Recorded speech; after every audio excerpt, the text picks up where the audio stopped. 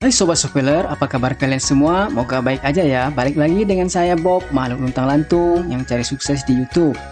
Sobat Spoiler, lagi-lagi Tong mendapat ujian. Kali ini, ia di saat mencari sedekah, ia tersesat hingga ke tempat yang banyak garis-garis manis di sana, serta seorang ibu muda. Ia pun disekap, nggak boleh pergi. Nah, dari cara mereka menahan Tong, semakin ketahuan kalau mereka berniat jahat. Keadaan semakin riuh, manakala keempat garis itu mengeluarkan makanan lagi. Hah? Tong sedikit mundur. Itu kan bukan vegetarian? Mereka pun mendesak Tong. Nggak apa kok, sedikit aja. Hehehe. Waduh, nggak bisa. Tong ingin pergi saja. Mau kemana? Di sini aja. Hehehe. Semakin Tong bersikeras, semakin semangat pula mereka menahan Tong. Sudah, di sini aja. Lihat tuh, ibu udah senyum-senyum. Tong tampaknya tak kuasa berbuat banyak. Garis-garis itu semakin berani menjamah dirinya. Menahannya setiap kali ia hendak bangun. Aduh, gimana nih? Tampaknya mereka ada maksud jahat dan itu terbukti oleh sebab sang bunda berkata mereka bakal memakan daging Tong. Tong bersikeras hendak pergi. Si ibu jadi kesal lalu mengibaskan tangannya dan plus. Keempat putrinya sontak berubah jadi makhluk manis yang menyeramkan. Masing-masing bergelantungan di langit-langit rumah. Sepertinya mereka siluman laba-laba cantik. Mulai dari bunda juga putri-putrinya. Tong kaget berat. Mereka berubah jadi makhluk berkaki banyak, menaburkan jaring putih. Plus. Kini tubuh Tong tak bisa bergerak bebas. Di luar gua, para murid-murid Tong pun tidak bisa masuk. Oleh sebab jalan masuk sudah ditutup pula pakai jaring spider. Ia bisa menyebabkan lengket siapa yang coba masuk. Wujing dapat ide. Bagaimana kalau dibakar pakai api saja? Pasti hancur. Nggak masalah. Cuma bagaimana dengan guru di dalam sana? Kalau ia terbakar juga, Gokong nggak mau disalahkan. Jadi gimana dong? Ya udah, kalau begitu coba begini. Splash. Kok nggak bisa lepas? Patkai jadi tertawa melihat tingkah Gokong seperti orang gila. Kan tadi sudah dibilangin, jaring itu basah dan lengket. Semakin banyak gerak, semakin terjerat. Dewa Bumi bersama Niang Bumi yang muncul di depan gua merasa heran. Kenapa orang suci agung terperangkap di sini? Apa kalian hendak mengintip putri-putri mandi? Enak saja. Jangan asal ngomong ya. Dijelaskan Gokong, maksud mereka kemari hendak mencari guru mereka. Dan sepertinya disekap oleh wanita-wanita cantik di dalam sana. Bisa jadi mereka goblin. Ya, memang benar. Dijelaskan Dewa Bumi, garis-garis di sana tidak tahu malu. Bahkan kalau mau mandi seenaknya saja. Nah, gimana Lauton bisa menangkapnya? Dia kata dia bisa bantu menangkapkan makhluk-makhluk manis itu. Cuma nggak nyaman. Ada Niang di sini. Yang disebut Niang kontan marah-marah. Dewa Bumi digebukin habis-habisan. Ia kata hendak meracuni para bidadari itu. Hahaha. Patkai ngerti kegelisahan hati Niang Bumi. Itu namanya cemburu buta. Ya udah, kalau begitu biar Gokong saja yang masuk. Yang penting bantu lepasin aja jaring-jaring sialan ini. Di dalam sebuah danau tampak para bidadari-bidadari tengah bersukaria mandi bersama dalam danau nan indah. Oleh karena ini wilayah mereka, ya suka-suka mereka aja mau mandi dengan cara gimana pun. Dan Gokong yang tiba di sana sempat gelagapan. Lihat nggak ya? Blah. Ya sayang juga nggak dilihat. Tapi kelamaan melihat bisa sakit mata. Dikit aja nggak apa-apa kan? Ciluk. Hehe. Kok lama banget mandinya? Lantas Gokong melihat pakaian 7 bidadari itu. Ia punya ide. Keratan pan. Cling. Plus. Gokong berubah jadi seekor elang, kemudian menyapu bersih pakaian yang ada di jemuran. Sayangnya, aksi Gokong terlihat oleh gadis gemuk. Ia menunjuk ke arah elang yang membawa semua pakaian mereka. Wah, ini namanya melanggar hukum identitas gender. Sudah melihat orang mandi, lalu membawa kabur pakaian mereka.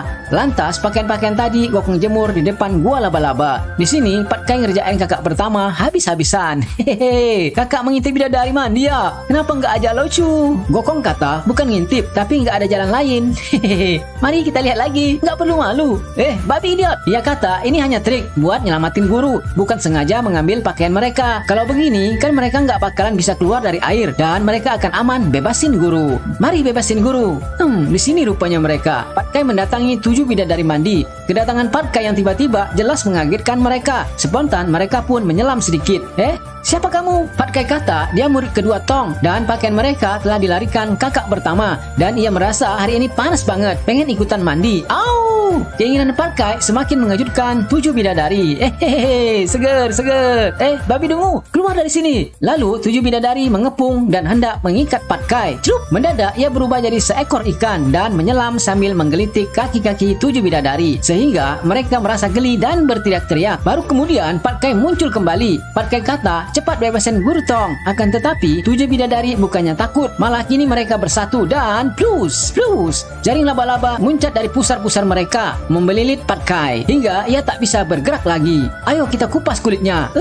Sementara itu di dalam gua Tong kondisinya semakin payah oleh sebab tubuhnya dililiti jaring laba-laba yang kuat. Pat Kai merasa bersyukur kakak pertama datang bersama Wujing. Ia pun menjerit minta tolong. Setelah lepas, mereka segera menyerbu gua laba-laba. Pum! Gokong tak perlu berlama-lama lagi, langsung menghancurkan pintu gua laba-laba. Lantas mereka langsung menerobos masuk. Guru! Setibanya di dalam, pasukan laba-laba cantik siap menyongsong kehadiran mereka. Hei, Cecenguk, cepat lepaskan guru atau kuhancurkan sarang kalian. Monyet busuk, mari maju. 7 bidadari tak kalah sengit menantang Gokong. Serang! Kini, 3 dewa telah dikepung oleh 6 bidadari. Sementara, Ratu Bidadari berada di atas. Sebelum melangkah ke pertarungan, seperti biasa, Gokong memperkenalkan diri sebagai makhluk 500 tahun yang lalu pernah berbuat kekacauan di langit, petarung suci, memiliki mata api Sun Gokong. Gokong? Tidak takut, serang! Dengan wajah beringas, ketujuh siluman laba-laba cantik siap menghukum 3 dewa. Plus, tang, boom. Sampailah suatu ketika, 3 dewa diangkat oleh jaring laba-laba sampai tinggi banget. Dan kali ini, Ratu Laba-Laba nggak main-main lagi. Mereka berubah wujud jadi laba-laba beneran yang ganas dan serem, siap memakan mereka. Psit, plus, hehehe. Dengan sedikit mengendap, 3 dewa lolos dari serangan siluman laba-laba hitam. Dengan menggabungkan serangan, kali ini senjata 3 dewa berhasil dibuat tak berguna. Setelah tarik ulur, lantas Gokong kepikiran, bagaimana kalau begini? Splash, hup, shoot, piar. Berhasil. Dengan cara melepaskan tongkatnya, menjadikan laba-laba itu terpental jatuh ke tanah. Blup, buk. Sepertinya mereka terluka dalam. Selanjutnya, mohon petunjuk Ratu. Atau Ratu Laba-Laba perintahkan kabur saja. Hehehe. Sebelum ia meninggalkan gua, tangannya masih sempat membebaskan binatang penyuka bangkai yang kemudian menyerbu Gokong.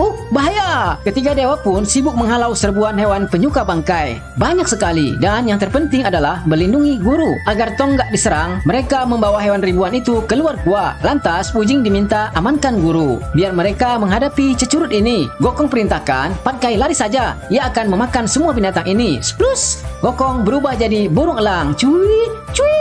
Kemudian, dengan gesit memakan binatang itu hingga selesai. Hup! Pok, ya, kenyang, tapi nggak enak. Pat Kai, di mana? Jangan ngintip wanita mandi ya. Hop, enggak lah, nggak ada yang mandi. Hehehe, babi idiot. Tak lama, Wujing membawa Tong keluar. Cerita belum usai rupanya. Di tempat yang jauh, Ratu Laba-Laba meminta bantuan pada Sangha Suci. Ia kata, ia dan anak-anaknya mengalami luka parah oleh sebab berantem dengan monyet sialan Sun Gokong. Sangha Suci belum sempat berkata apa-apa. Pindah pada 3 dewa. Dalam lanjutan perjalanannya, mereka sampai di sebuah tempat. Mudah-mudahan di sini ada makanan vegetarian dan penghuninya murah hati. Dan mereka pun disambut dengan ramah. Pemimpin pihara itu bernama Lang Trung, menyampaikan tabi hormat pada Tong Samcong, si pencari kitab sutra. Tunggu sebentar ya, teh segera disiapkan. Gokong ngerasa ada yang nggak srek dengan orang ini. Ya udahlah, dilihat saja. Saat jamuan ngeteh bareng dimulai, silakan. Setelah berterima kasih, Tong tanpa curiga langsung meneguk minuman hangat itu. Dan sepertinya emang ada apa-apa nih. Jelas terlihat wajah Lang Trung tersenyum kaku. Hahaha. Ia kemudian membagikan teh lagi pada Pat Kai dan Wujing. Sampailah pada Gokong. Saya mau teh yang itu. Lang Trung nggak mau memberikan gelas teh yang satunya lagi. Ia berdalih, Anda anak nakal. Ia berkelit. Gokong bermaksud mengambil gelas itu, tapi ditolak oleh Lang Trung. Lantas, Tong ikut bicara. Akhirnya, Gokong bersedia meminum teh panas itu. Kena deh lu. Singkatnya, ketika hendak beristirahat, semua pada mengantuk, lalu terbaring kaku, termasuk Gokong. Hahaha, rasain kalian. Pembuat onar. Lang Trung senang Tong dan murid-muridnya kini terbujur kaku. Namun, perkiraannya salah. Ternyata Gokong nggak kena racun dalam minuman itu. Dan ia pun menyemburkan air teh ke wajah Lang Trung. Terus, waduh, Lang Trung kaget bukan main. Sialan nih monyet, kok bisa nggak koit ya? Kalau begitu, terima ini. Sing! Sebuah pedang muncul dari balik lengan jubahnya. Lang Trung penuh semangat menyerang Gokong. Terus, bersamaan dengan itu, tongkat Gokong telah terlebih dahulu menyodok dadanya. Dan ia pun terjengkang ke belakang 7 meter. Hebat juga nih monyet, lari aja lah. Kalau lari terus, pasti dikejar Gokong. Akhirnya, ia melepaskan pedangnya dan ganti menyerang Gokong dengan kepal api. Piur! Hup! Untung Gokong cepat ngelak sehingga luput dari serbuan api ganas itu. Shoot! Pum! Luar biasa serbuan-serbuan api Lang Trung sampai menyulitkan posisi Gokong. Bahkan terakhir ia sepertinya nggak mampu mengelak lagi dan pum! Hahaha! Modar lu! Hahaha! Seiring dengan padamnya api, surut pula tertawa Lang Trung. Pasalnya Gokong nggak ada di sana. Mana dia? Aku di sini. Biar ngagetin aja. Langtrung coba menyerang lagi. Sayangnya ia kalah cepat. Tendangan kaki Gokong sedetik lebih cepat tiba di dadanya dan pluk. Ngaku kalah? Enggak, ia belum ngaku kalah. Masih ada satu ilmu lagi yang belum dikeluarkan. Ya, biar sayit shoot siayat. Shoot! Bak menarik kesetanan, Langtrung membuat jaring laba-laba banyak sekali. Gokong nggak tahu kalau ini taktik belaka. Lantas ia pun menyerang Langtrung. Nah, di saat ia hendak mengayunkan tongkatnya pada Langtrung, makhluk api itu keluar dari jaring. Tas! Gokong nggak bisa memukulnya. Yang ada, kini justru ia telah terkurung dalam jaring laba-laba tersebut. Apa mau dikata, tebas sana, tebas sini nggak mempan. Langtrung alias Bran Makuan tiba-tiba telah berada di atas langit-langit. Akibat dari serangannya, timbul lubang pada lantai. Gokong mikir sesuatu. Lantas ia berubah jadi tenggiling. Kan bisa nyusup tuh lewat lubang tadi. Dan benar, ia selamat sampai di luar bumi. Entah mengapa, tiba-tiba Gokong menangis. Mungkin karena kesel telah gagal meringkus siluman api Langtrung. Sampai harus nyusup ke dalam bumi segala. Nasibku. Sampai nyusup ke bumi untuk keluar. Mohon dibantu.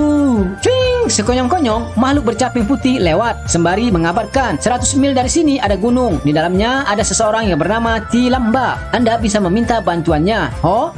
Gokong kaget. Orang yang tadi bicara kini telah sirna dari pandangannya. Siapa dia? Di mana dia? Lalu dari langit terdengar ada yang berkata, Bodhisattva. Dari penjelasannya, Langtrung alias Bran Makuan telah menyakiti tuan dan adik-adik laki-laki Gokong dengan memberikan teh beracun. Ya benar. Dan ia juga menyegel Gokong sehingga ia tak bisa keluar. Selanjutnya, Gokong mengikuti saran Bodhisattva pergi ke gunung Taipanson dan bertemu dengan Bodhisattva Tilamba. Ia bersedia menyelamatkan gurunya asal ia mau jawab siapa yang telah menunjukkan tempat ini pada Gokong. Hebat banget Gokong. Ia menjawab penuh diplomasi dengan berkata ia tak bisa mengatakannya karena telah janji seperti ia telah janji pada Dewi Kuan Im akan melindungi guru hingga tiba di Taitian.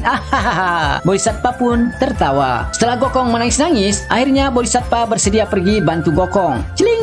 Mereka tiba di markas Langtrung. Bodhisattva, saya takut. Tenang. Lantas Bodhisattva mengeluarkan tusuk konde kecilnya. Tak lama Langtrung datang. Bodhisattva, ia datang. Gimana nih? Sudah, lihat saja. Sini kalau berani.